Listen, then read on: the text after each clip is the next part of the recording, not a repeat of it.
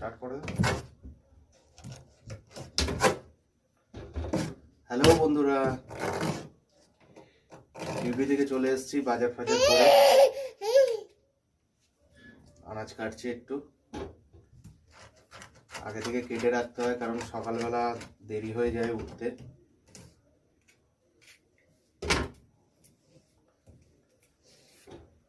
এইসব বাজার করেছি, আরো বাজার আছে, কালকে এগুলো রান্না হবে আর কি।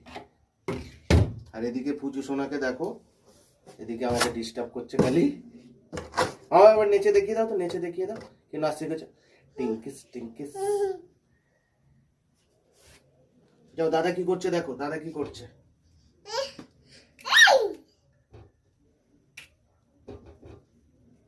এরপরে কেক বানাবো, তোমাদেরকে ভিডিও দেখাবো নিশ্চয়ই। দাঁড়াও মা, দাঁড়াও। সেই তো, তুই এত চিৎকার করিস না মা।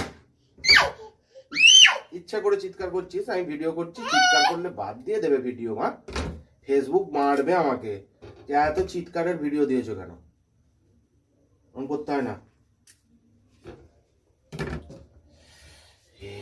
শাকগুলো বাছতে হবে।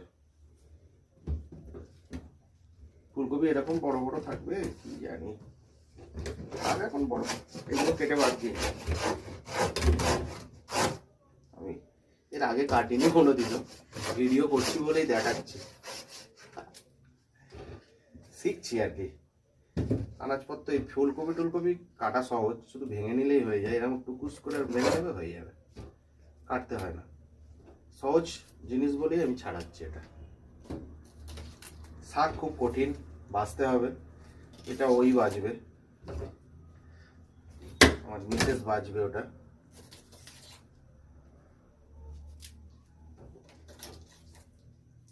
দেখো কাটা ঠিক হয়েছে তো। এরপর বেগুন।